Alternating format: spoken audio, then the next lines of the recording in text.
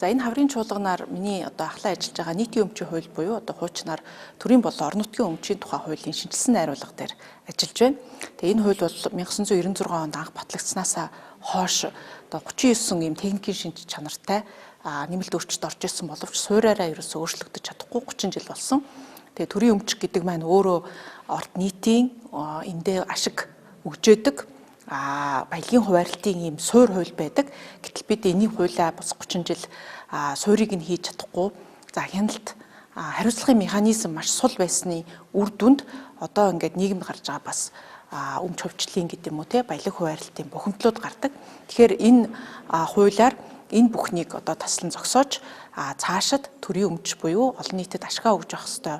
Энэ өмчийн бүртгэл хяналт за үүрэг хариуцлагыг тодорхой болгоно.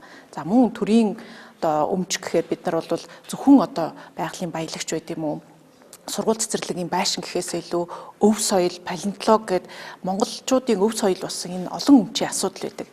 За төрийн өмч бол өөрөө даргын өмч бол биш. Төрийн байгууллагад ажилладаг хэдэн хүний ч өмч. Энэ бол ард нийтийн өөрсдийнх нь өмч тэндээс үр өгөөжөө одоо авдаг байх ёстой.